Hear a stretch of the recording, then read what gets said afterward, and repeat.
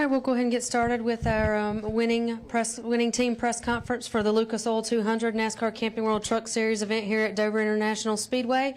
We welcome race winner Kyle Busch, driver of the number 51 Toyota Care Toyota. Kyle, talk a little bit about your run out there today.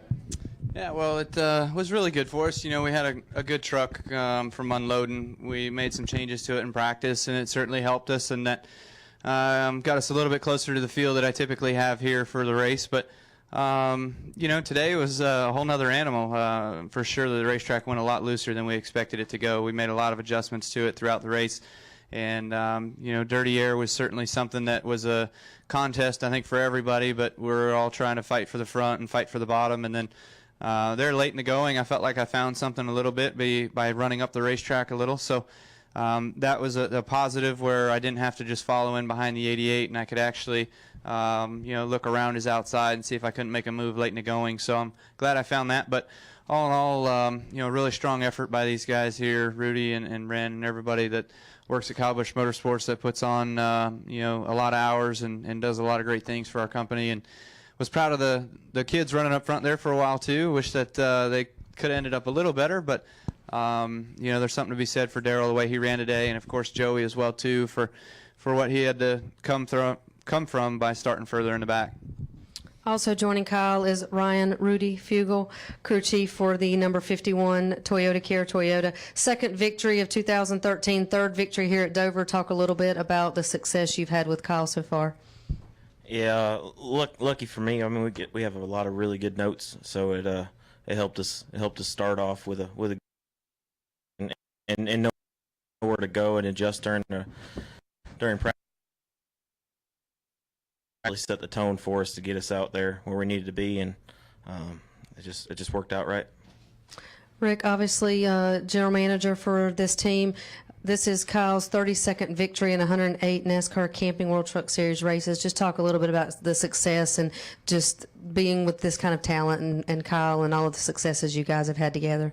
Well, you know, it's kind of you can kind of get used to running up front, but you have to, once in a while, you kind of got to pinch yourself and realize that, you know, the reality is it's not that simple. So you try to surround yourself with good people, and you got a lot of talent in Kyle and a lot of leadership capabilities with him and Samantha and the people we surrounded ourselves with. So when you come to the racetrack and you've got a Darrell Wallace Jr. and a Joey Coulter, and you got lots of notes and lots of good people to lean on, and I'm really proud of the fact that all three of our vehicles finished in the top 10 today, and I think Darrell probably led the most laps today and sat on a pole, so it's a really good new sponsor on that truck with Good Sam and Camping World. And Joey Coulter come from way back, like Kyle mentioned, and was clear up to 5th, so he kind of got shuffled on that last restart. So it's just hats off to everybody at KBM and how hard they work and the effort we put in. All right, we'll open it up for questions. We'll start right in there in the middle with Reed, then go back to Dustin. Reed Spencer with the NASCAR Wire Service. For Kyle or Rudy or whoever can answer this, I think when you came in for your green flag stop, you were about a half-second down, and by the time everything had eventually cycled out, you were about 6 seconds up. Did that come from pit road, or was that running green flag laps, you know, the few extra ones that you had before Darrell pitted? How did you make up that margin, and could you have made it all the way those last 83 laps if you hadn't had the cautions? You can take that. We short pitted about 5 or 6 laps, just knowing we struggled in traffic so hard. I just thought if we got them by a lap or two on pit road, that would get us out front, and it did. And then as soon as we seen the lead, when it all shuffled and seen the lead that we had, we started saving fuel, and we were going to make it. We were going to make it by a lap or two. So, you know, it would have been close, but we were planning on making it. Okay, He was planning on going the way. Whether we made it or not, he thinks he would have made it. As far as the distance, you know, I think it's a little bit of everything. I think it was coming to pit road. I think it was the time on pit road. My guys, the green flag stop was the best stop we had all day, you know, by like 2 seconds or at least. So, I mean, that right there is part of it. And just being able to get back out. When I got back out, I didn't have much traffic in front of me. So I was just able to kind of cruise and run some good laps. Take our next question from Dustin, then come back up to Al. Dustin Long, Motor Racing Network. Kyle, even for all the success you've had in Nationwide and trucks combined, in your last 9 starts, you've won 7 of those, so 77% winning percentage. When you hear that, is that, wow, that's an incredible percentage, or is it, dang, why didn't I get those other 2 races? I don't know what happened in those other ones. Probably something I did screwed that up. But, it's certainly a little bit of a wow factor. But, there's a lot of things that happen throughout races that can take you out of certain situations today. I mean, it was just so hot today. And, I thought that our guys did a good job. But, there weren't any really close calls. But the way these trucks were driving, I mean, they were a handful for sure. And it's going to be the same way tomorrow. It's going to be the same way Sunday. So it doesn't look like it's that easy out there when we're running around there. I mean, we're holding on every single corner, every single lap. I mean, they're for the last, I think it was the third to last restart there when Crafton was in front of me and I had to chase him down. I was holding my breath, just running as hard as I was running, trying to get to his outside and get around him, So it certainly was difficult, but it's fun to win. And yeah, people will say it's too easy and we're cherry picking, whatever. But you know what? This is a sport that we're all welcome to participate in, so that's why we're here. Okay, we'll take our next question from Al, then we've got one in the back. Yeah, Kyle, Al Pearson, Auto Week. The TV guys made a big deal about how many times you have lost races here in the last little bit. They did not remember all of them.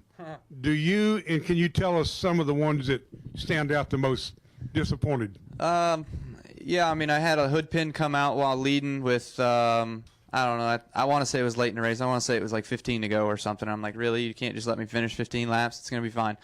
I've had, so there was a hood pin race.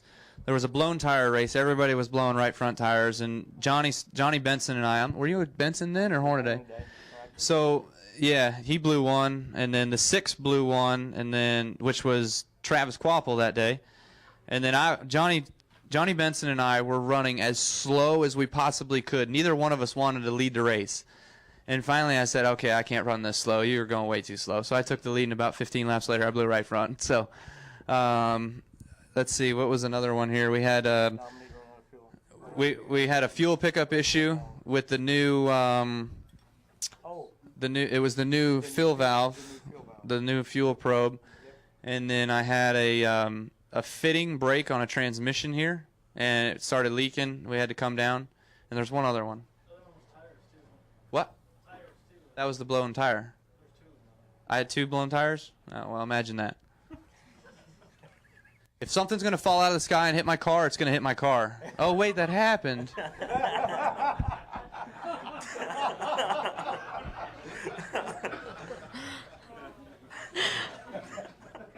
Next question in the back. Go ahead. Jim Fitzgerald, Insider Racing News. Kyle, congratulations on your win. I know it's very early in the weekend, but you've basically been in a car all day. Have you learned anything throughout the day that's going to help you maybe get that sweep throughout the weekend? Oh, I've learned plenty. It's going to be hot, it's going to be slick, and it's going to be a lot of slipping and sliding for sure. So just trying to get everything as comfortable as you can get it driving around there is going to be what's best for you. So for me, today, as many laps as I've run, the Cup car felt pretty good. I liked it, and then the Nationwide car was really good on the first set of tires. We put another set of tires on to end practice, and I didn't like it so much. So we'll see how that plays out for us. There's a couple other cars that are pretty good, but and today in the truck race, it was really a handful out there. So I think it was for everybody. It wasn't just us, but we were able to make the most of the effort. So the biggest thing you learn is just all the adjustments that you have to make from practice to the race. Okay, we'll take our next question from Mike in the middle, then up to Rick. MikeHembry, Kyle, you've become an expert at these sweep things. Does the fact that it's hotter here this weekend, does that hurt you? You've been in the cars so much in all 3 series. Make it harder for you to sweep because of the endurance factor with that, or does it matter?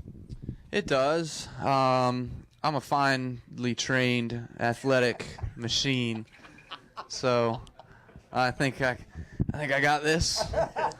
But no, I'm seriously, it's hot, and I'm not going to say that's an excuse, but that's going to weigh on you a little bit. It did actually today in the truck race, just for as much as I've been in the car, and have been in a Nationwide car and a Cup car and everything else, and it's hot, and it's even hot down in the garage area. I mean, just sitting there outside your car, I mean, you're just sweating. So You know, we got to work on getting fluids in, which I've done all day today. I feel pretty good now. And tomorrow, you know, it won't be as much time in the car, but it'll just be nationwide qualifying, some cup practices, and then a nationwide race. So there'll be less time behind the wheel. And then Sunday, of course, it's 400 miles here, which is a long time. And I remember I ran here a few years ago. It was really hot like this on Sunday. I want to say it was like 2005, 6 maybe. And I mean, you were dead when you got out of the car. So it was put a lot on you. Okay, we'll take our next question up front from Rick. Hey, Kyle, Rick Bonnell from the Charlotte Observer. Just to follow up on that a little bit, you obviously love to be behind the wheel. When do you, in your own mind, say enough versus too much in terms of just not wearing yourself out? When I'm dead. I mean, literally, it's fun to go out there for me and to race as much as I race. I enjoy it, and that's what keeps me sane. I guess I'd say I'd rather be out there than running up and down pit road and sitting on pit boxes and all that kinds of stuff. You know, I'd probably still be out there. So I know it certainly, you know, helps Rick stay a little more sane when I'm behind the wheel instead of running up and down pit road. But you know, as long as it's fun and as long as we're doing all right and we can keep sponsors on our trucks and cars and everything else, then we'll be doing it.